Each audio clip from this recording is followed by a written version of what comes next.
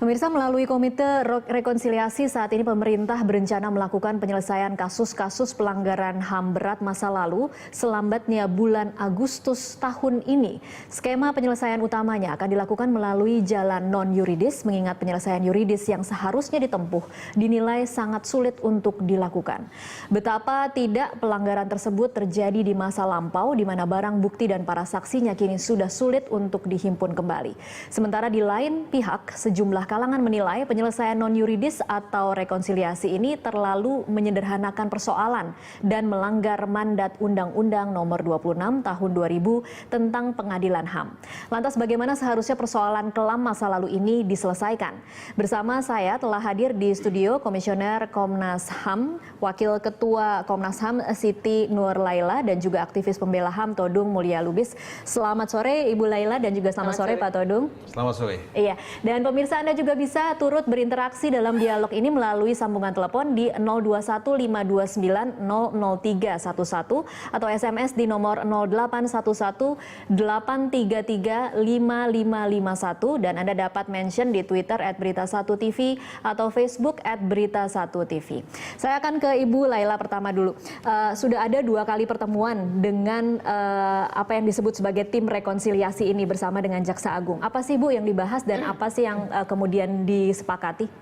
Ya, yang pertama saya ingin jelaskan, belum sampai pada kesimpulan ini tim rekonsiliasi, tapi sebenarnya usulan yang disampaikan adalah Komite Penyelesaian Pelanggaran HAM Berat Masa Lalu, itu dulu.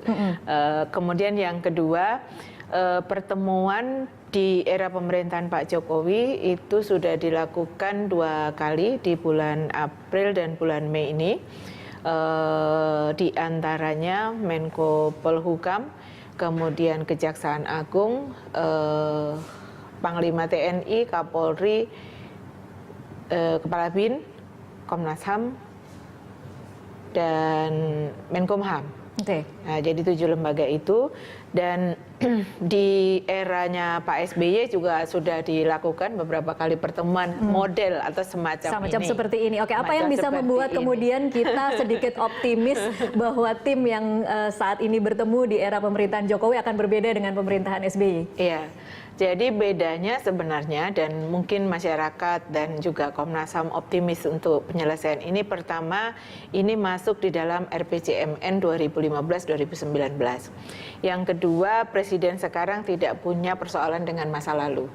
Nah, jadi itu yang membuat sebenarnya publik menjadi optimis, dan juga korban, Komnas HAM, dan termasuk aktivis hak asasi manusia gitu. Jadi punya harapan besar untuk ini bisa diselesaikan gitu. Oke, Pak Todung optimis kok mukanya berkerut begitu?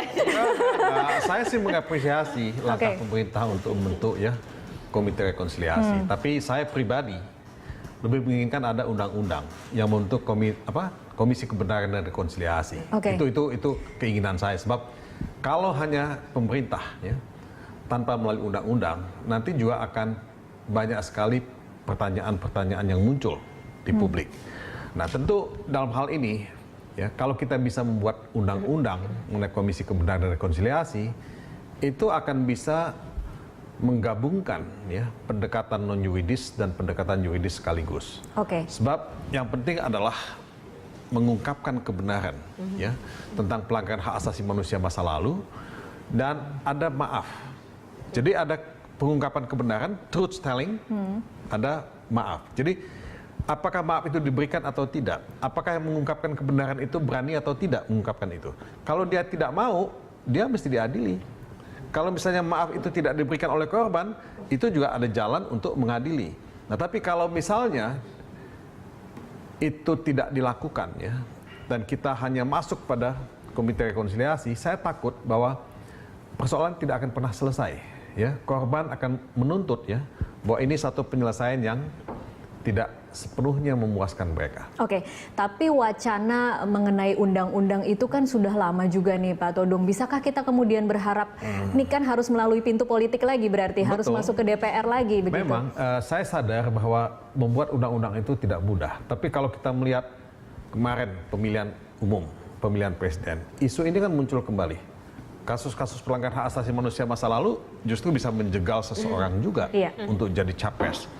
Nah, kalau tidak ada penyelesaian yang once and for all untuk semua kita, ini akan tetap jadi luka yang tidak bisa disembuhkan. Nah, buat saya ya, kalau kita memang serius dan sungguh-sungguh ya, ini mesti ada penyelesaian yang tuntas sehingga ke depan kita bisa melangkah tanpa mempersoalkan ya kesalahan-kesalahan masa lalu. Nah, tapi apakah itu bisa dilakukan ya melalui DPR?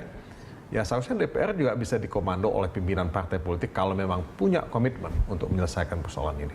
Oke, saya kembali lagi ke target Agustus 2015. Dari mana itu tiba-tiba kemudian tim ini mengeluarkan atau komite penyelesaian pelanggaran HAM ini kemudian mengumumkan bahwa kira-kira Agustus 2015 akan bisa terselesaikan? Jadi saya pikir ini kan baru pada tingkat diskusi yang belum ada konklusinya. Jadi ini belum satu kesimpulan yang kemudian bisa diumumkan kepada publik bahwa ini loh cara penyelesaiannya akan dilakukan oleh Pak Komite dan sebagainya. Hanya kalau kita melihat dari berbagai model itu kan penyelesaian ini bisa dilakukan melalui rekonsiliasi atau yudisial. Kemudian bisa diputuskan di dalam keputusan presiden seperti yang disampaikan Bang Todung, juga ada yang diputuskan melalui undang-undang, bahkan ada yang melalui konstitusi. Jadi macam-macam. Nah, kita kan mencoba merumuskan bagaimana jalan Indonesia ini yang terbaik buat seluruh bangsa Indonesia. Nah, ini yang sesungguhnya belum bisa disimpulkan apapun juga. Ini kan baru mengumpulkan berbagai ide. Dari keinginan korban, misalnya korban juga bervariasi keinginannya. Jadi korban yang seperti kasus 65 berharap karena ini kasusnya sudah lama dan sebagainya, lebih bisa menerima kalau ini rekonsiliasi, dan yang sangat penting bagi mereka adalah rehabilitasi gitu ya.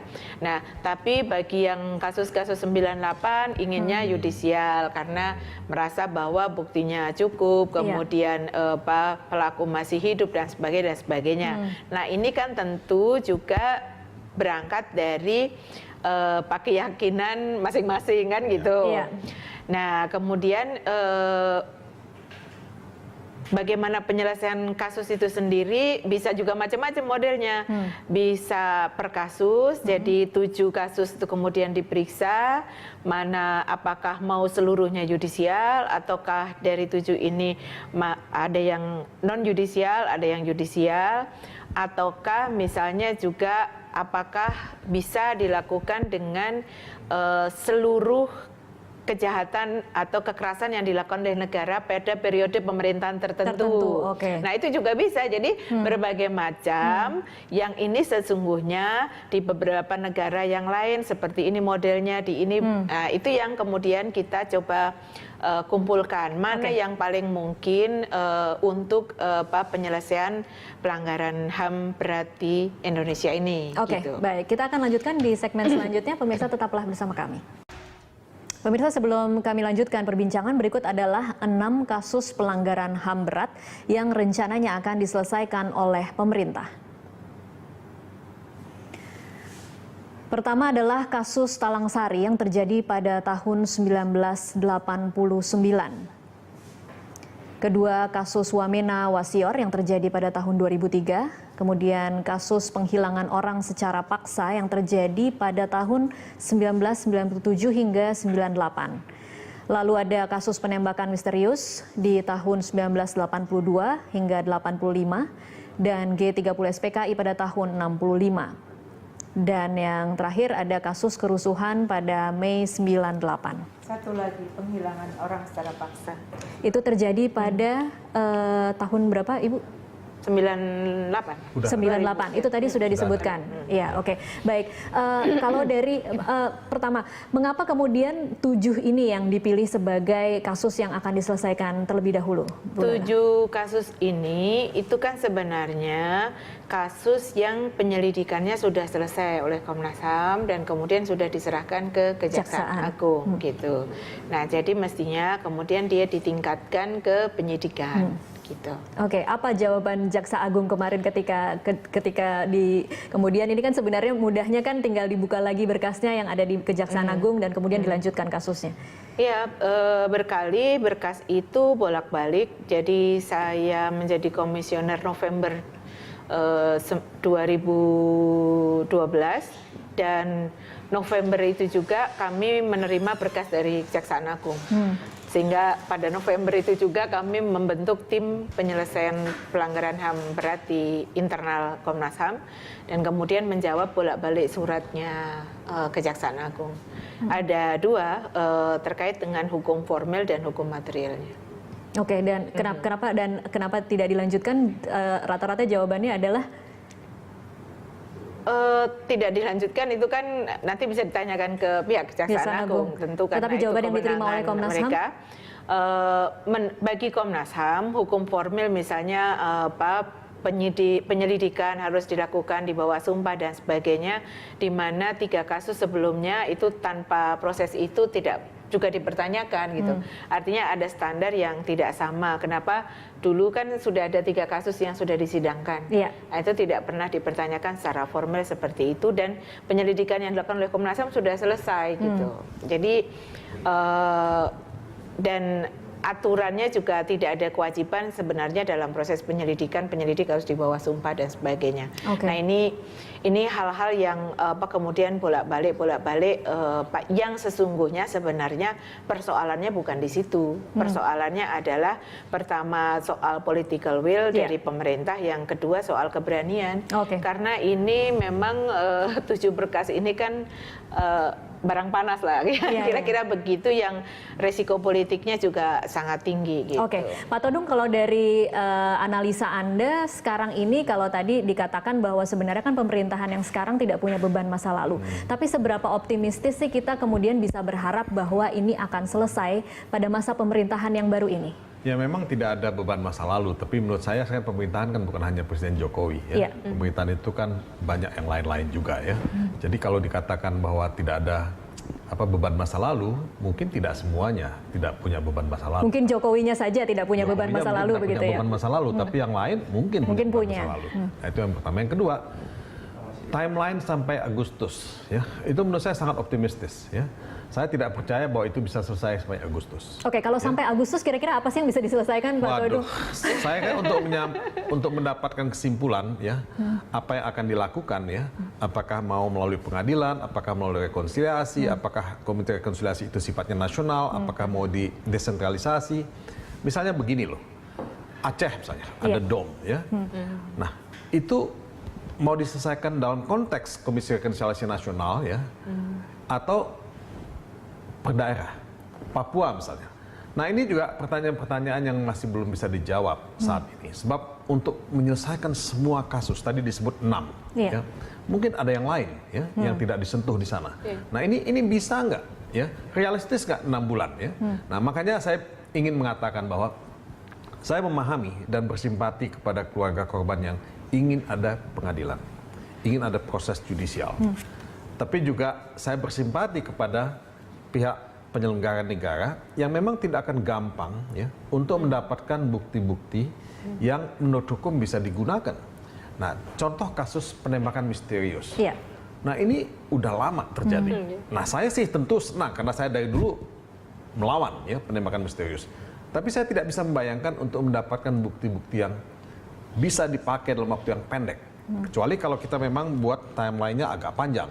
Nah itu pun tidak akan menguntungkan karena timeline itu mesti dibuat pendek supaya bisa ada target yang bisa dicapai. Kalau tidak nanti bisa mundur sampai kapan, tidak manageable. Ya. Nah ini yang saya ingin katakan.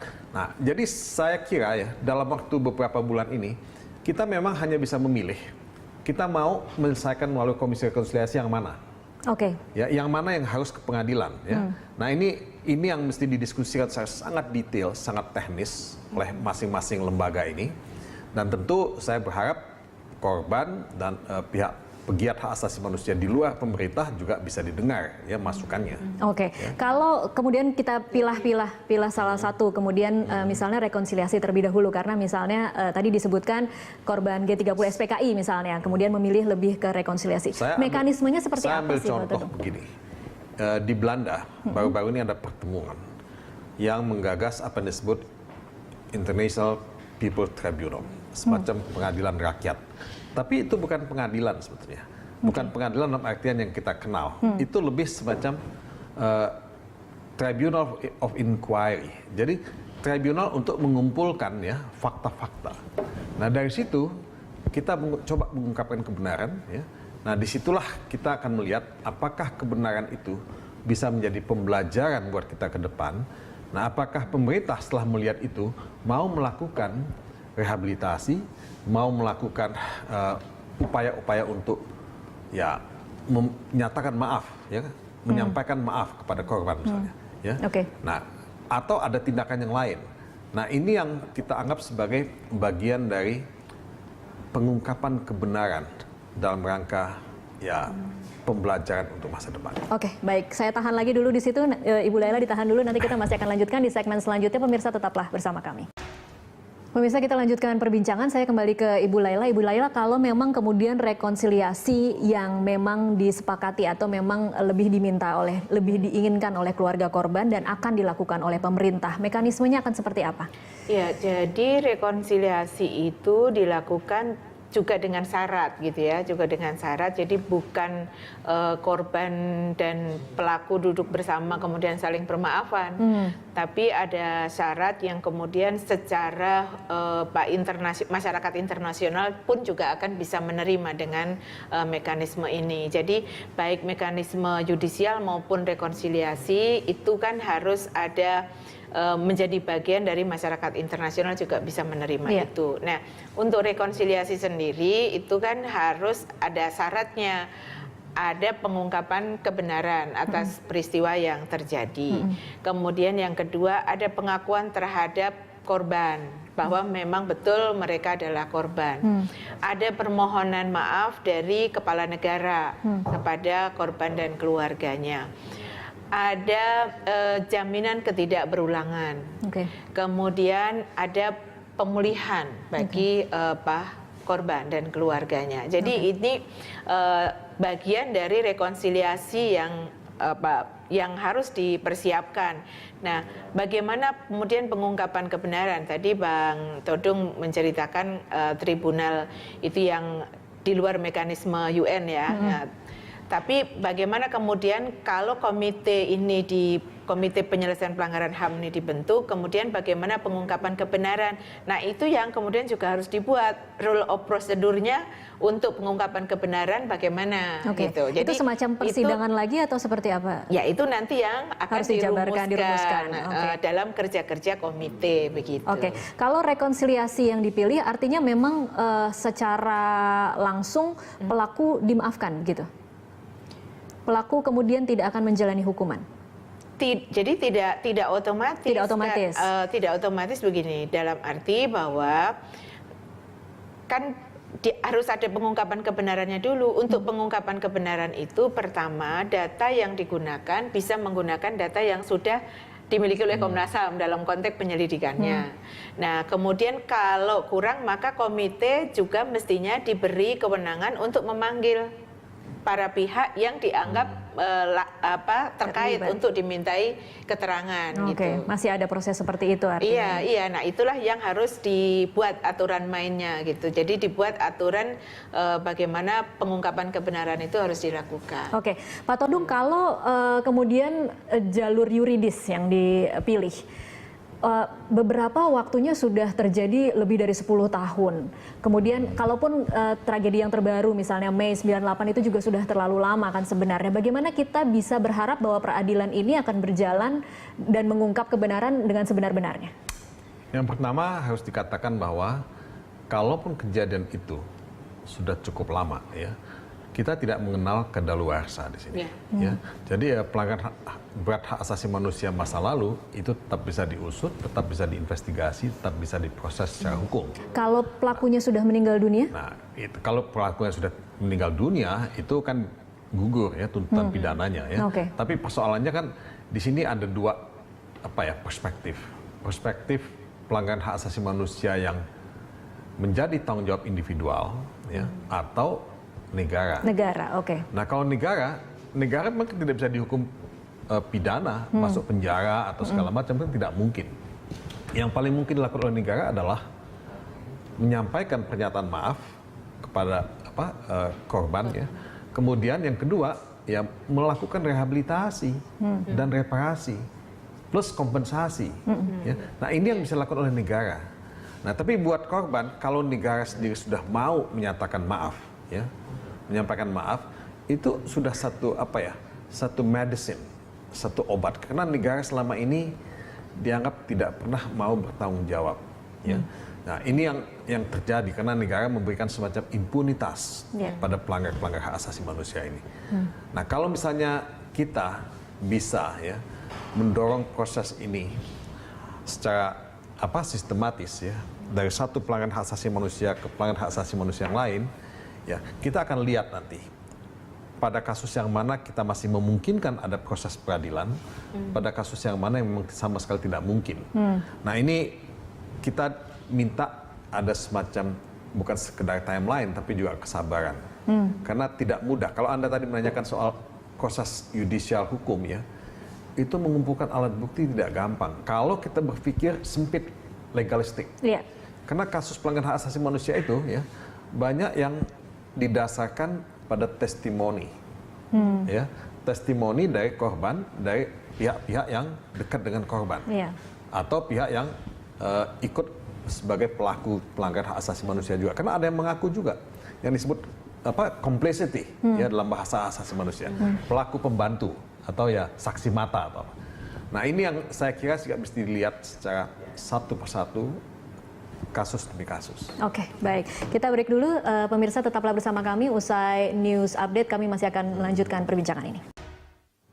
Pemirsa, terima kasih Anda masih terus menyaksikan Prime Time Talk. Kita masih membahas bagaimana pemerintah saat ini sedang berencana untuk menyelesaikan kasus-kasus pelanggaran HAM yang terjadi di masa lalu. Saya sudah memiliki penelpon yang bergabung bersama kami. Saat ini ada Pak Gusman dari Riau. Selamat malam Pak Gusman. Selamat malam. Iya, silakan Pak Gusman. Halo?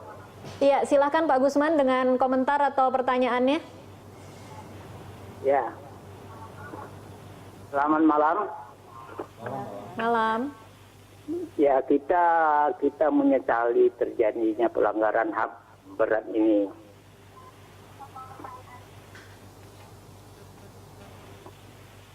Silakan Pak Gusman.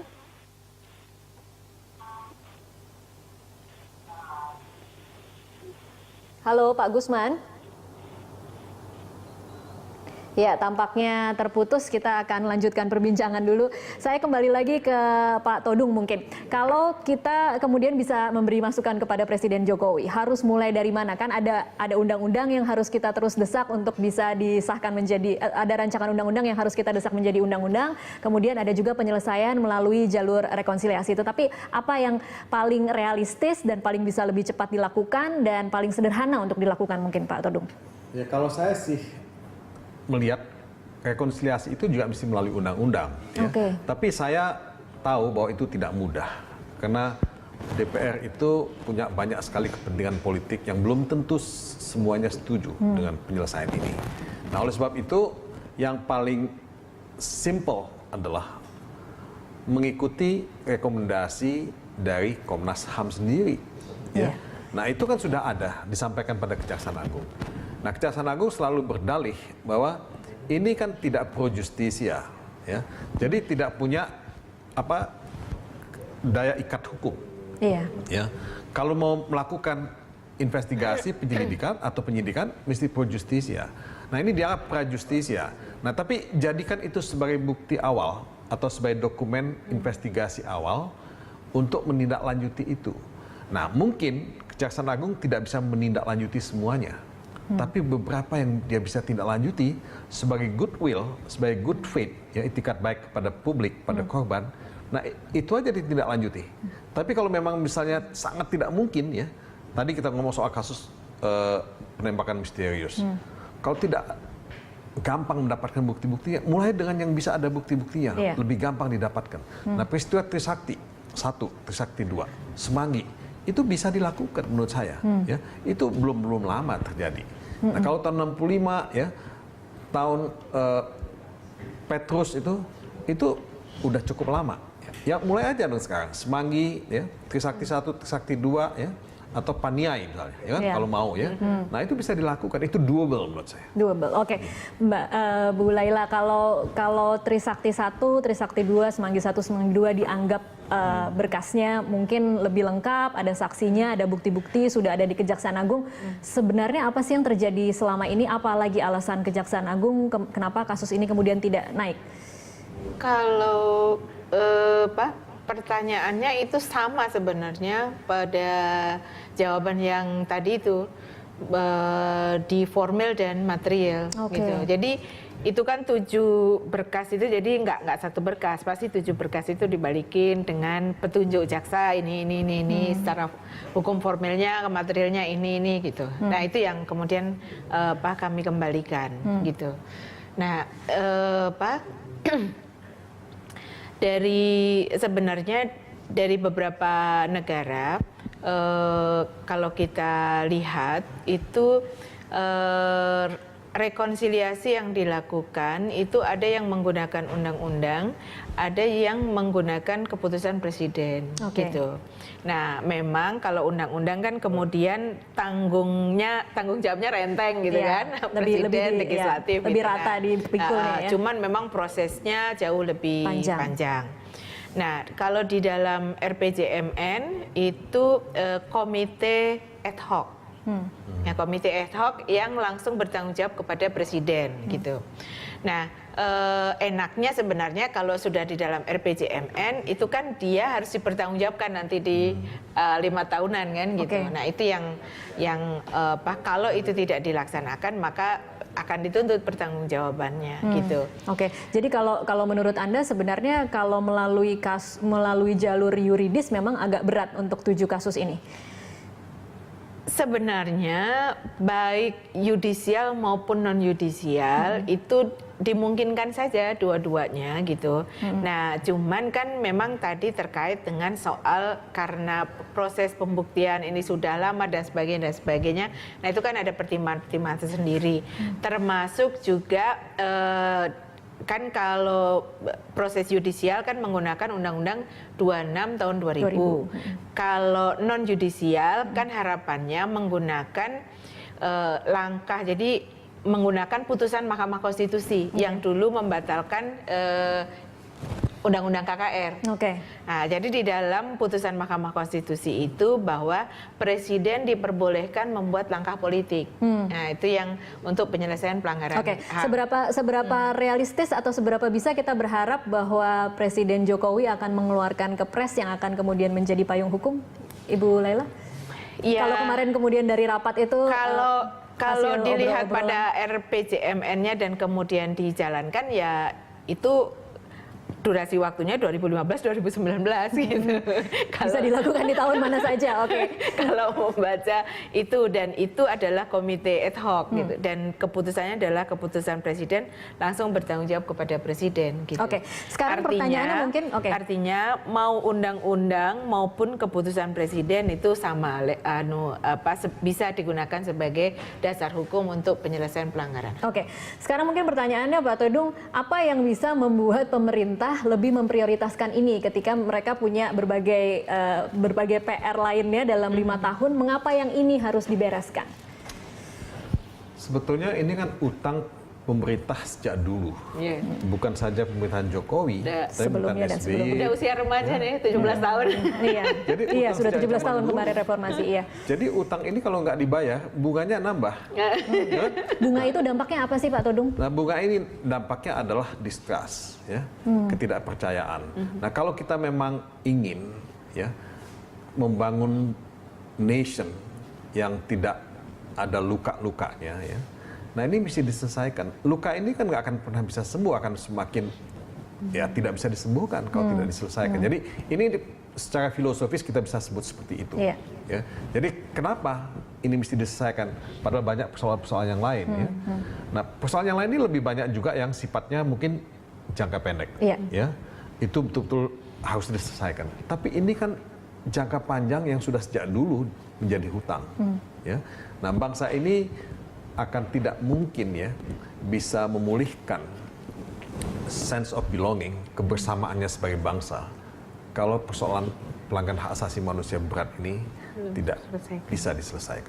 Dan kos yang harus dibayar itu mahal tidak sih ketika pemerintah ingin membayar hutang? Kalau ini kita kemudian berfilosofi ini hutang ada bunga, kosnya itu sebenarnya mahal tidak sih Pak Todung ketika harus melakukan permintaan maaf tetapi diikuti dengan serangkaian persyaratan rekonsiliasi lainnya? Ya akan sangat mahal ya, akan sangat mahal dalam artian bahwa cohesiveness kita ya, kebersamaan ya, soliditas kita sebagai bangsa itu akan terusik terus. Nah, kunci dari demokrasi adalah pelanggaran hak asasi manusia, adalah penghormatan terhadap hak asasi manusia. Ya, kunci dari peradaban manusia ya, itu juga adalah rasa hormat terhadap hak asasi manusia. Nah, kalau kita tidak memenuhi ini ya, memang kita akan selalu menjadi bangsa yang dianggap ya punya beban sejarah. Nah beban sejarah inilah yang menurut saya tidak harus kita bayar. Oke, kalau kita penuhi, apa jaminannya bahwa di masa mendatang ini tidak akan selalu menjadi sesuatu yang diungkit-ungkit ketika misalnya pemilihan presiden akan selalu ada seperti itu? Apa jaminannya, Ibu Laila? Ya jaminannya tuh nggak ada. Memang tidak ada jaminannya. Nggak ada jaminannya, tapi bahwa bagaimana penyelesaian ini betul-betul dilakukan secara komprehensif, nah itu menjadi penting dan menjadi bagian dari berikutnya kemudian tidak akan dipertanyakan lagi gitu. Jadi bagaimana misalnya komite ini betul-betul adalah komite yang independen sehingga publik percaya terhadap komite ini untuk penyelesaian pelanggaran HAM berat masa lalu yang dianggap bahwa ini adalah tidak memiliki kepentingan apapun selain penyelesaian pelanggaran HAM berat masa lalu. Misalnya, jadi itu juga menjadi salah satu ketika kita salah juga memilih orang-orang yang berada di dalam komite, berarti itu PR lagi untuk persoalan berikutnya gitu. Nah, jadi memang makanya kenapa kami Komnas HAM sendiri juga berharap kelompok masyarakat sipil, seluruh intelektual yang ada di Indonesia dan juga penggiat hak asasi manusia silahkan memberikan masukan sebanyak-banyaknya untuk penyelesaian persoalan ini dan sehingga kami bisa mendiskusikan juga dengan pihak pemerintah untuk mencari jalan yang terbaik bagi seluruh bangsa Indonesia.